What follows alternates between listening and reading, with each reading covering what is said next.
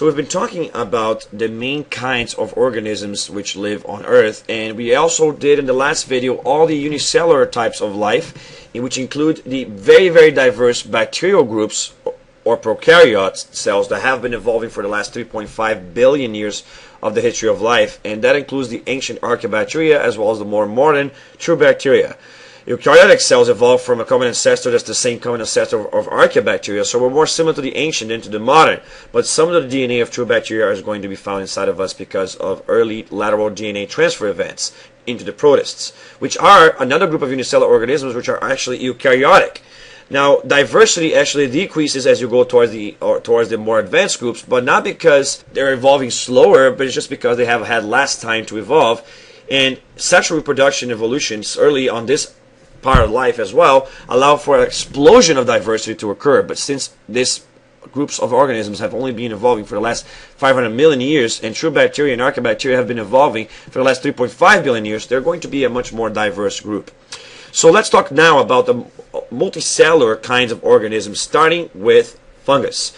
Now, when you look at a fungus, a lot of people think that they are plant-like, but in fact, fungus are closer to animals than they are to plants. Fungus are going to be multicellular, except for yeast. Yeast is one only kind of unicellular fungus. Now, the interesting thing about fungus is that they're all heterotrophs. That means they must eat to survive. They must consume nutrients from the environment. But they are external heterotrophs. That means they digest their food outside their bodies and they absorb it. They have these things called hyphae, which they are branching parts of their organisms, which actually secrete chemicals which digest the food that they're eating and then break it down into basic nutrients, and then they absorb those basic nutrients to actually survive. So that's why a lot of them have the roles of becoming decomposers on the environment, because they're going to be nutrient recyclers that actually break down organic matter. And because they have no chloroplasts or do photosynthesis, they are actually considered more animal-like than plant-like. And if you do the analysis of their DNA code, you would see they're actually more similar to animals than they are to plants. And funny enough, as well, they have cell walls built of chitin, which is the same material that some exoskeletons of animals, such as arthropods, are based off. So here you have the tree that we've been working on. So you see how fungus are going to be in the branch that goes towards the animals. So they share a branch with the animals, and that means the animals are actually closer to the fungus because we share this common ancestor right there than we are with the plant group, which was a previous step on the tree of life. Now, I would also like to point out that some fungus lives in symbiotic relationships with things like algae, which are protists, which are unicellular, and you're going to have these things called lichens. Lichens are symbiotic organisms that exist only paired up. They cannot live by themselves, but they're basically a hybridization almost, because it's two very closely knit organisms living together. And they'll be the first ones to typically come in environments because they will have a closely knit relationship between a decomposer and a producer. So the producer makes the sugar, and then which the decomposer will eat to survive, but the decomposer will provide the nutrients that the producer needs. So the fungus and the algae create a very closely knit relationship that allows them to survive, and that's an example of a lichen. All right. Now, the plant kingdom is one of the first plant kingdoms I want to talk about, and we recognize these major components of the surface of the earth, these green things, right? They're green, of course, because of the chlorophyll that's inside of their mesophyll cells, and they're not all green. Only the cells which perform photosynthesis are going to be green, and only if they have rich in chlorophyll type B. There are other pigments which sometimes make them change color as well. They're also vegetative, kind of like the fungus are going to be, but they have completely different kinds of setup. They are all multicellular, unlike the fungus, which actually have some unicellular organisms, which include the yeast.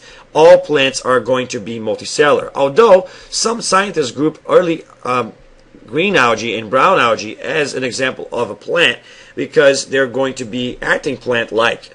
And some of the water plants, which are basically variations of green algae, and are going to be included in the Plantae taxa as well. So in the phylogenetic tree of life, early on, algae was actually from where plants came from, but they're all autotrophic.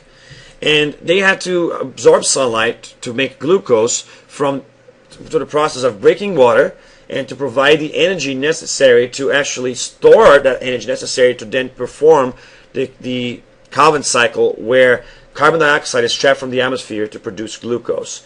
In this two-step process, photosynthesis, plants actually perform or store their own energy into sugar, and all the other heterotrophs will actually eat from the food web, which is based on these plants or producers. They are the largest and longest living organisms on Earth on average, because you see, when you think of large organisms, you're going to think of plants. Now, there are some large animals out there, and there are some large fungus too. In fact, the actual record-breaking largest organism that exists is a fungus that lives underground and spreads for miles. But the plant is on average are going to be the largest organisms, but they're also some of the smallest organisms, which include things like moss, and we'll talk about that in a second. But remember, they have cell walls made of cellulose, just like the plant-like protists that they came from, which are the algae. So here we are in the branches of the tree of life, and you see how from the early eukaryotic groups, which included mainly protists, you have a split. And this split here is the addition of chloroplasts and cell walls made of cellulose. Now, the ones that don't have it will go on to become the fungus and the animal groups. And we talked about the fungus already. But the ones that have it are going to go on to become the plants. And so you're going to have all the plant-like protists, from which the first earliest kind of plant, kind-like organism called green algae evolved.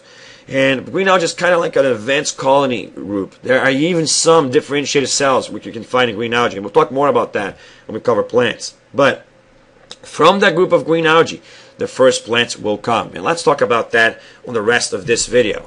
So there are several main groups of plants. The first of them are called non-vascular plants. These are the first plants to conquer the land.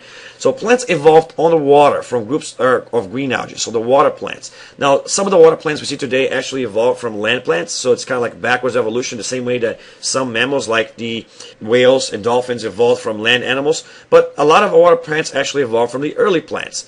And a lot of plants live on water because it's easy to live on water, because you can use the water for support, for spreading your gametes, for spreading your seeds, for transfer of nutrients around, for capturing of nutrients. It's much easier to live in the water. To live in the land, it means you got to break gravity, and you got to find a way to support yourself. So you got to have special proteins like ligand to actually give more structure to the plant in order for it to sustain itself. You're also going to have mechanisms to conserve water, which include membranes like the cuticle that exists in some of the leaves. You're going to have mechanisms to transfer water, which is vascular tissue. You're going to need mechanisms to transfer seeds, which are spores and actual seeds later on, and other advancements that the plants had to develop in order to actually beat the life on land. You don't have support anymore and all those things. So the first advancement towards that end was the moss and moss-like plants.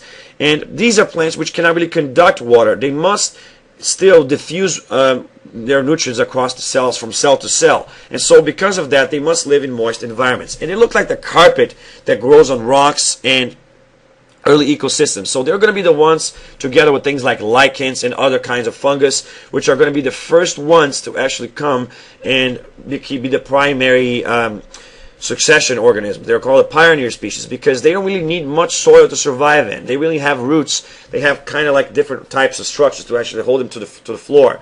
And they're going to be living in moist environments like, close to the beach, where the water's hitting, or where there's a lot of rain happening. So moss, together with things like molds and other kinds of simple protists, are going to be the first ones to actually populate an ecosystem. The next big advancement on the plants are going to be the splitting from that moss and its allies to the types of plants that actually have vascular tissue. But remember that this moss came from a group of water plants. And the biggest advancement that they have is a greater structural support, as well as the ability to transfer their seeds without necessarily being encapsulated constantly in water. Now, the next big group of plants is going to be called the vascular plants. Now, the vascular plants are going to be plants that can conduct water. They have internal systems like stems and roots, which are going to be capable of absorbing and transferring water from the bottom all the way to the top. And that allows the plants to grow vertically and become quite large.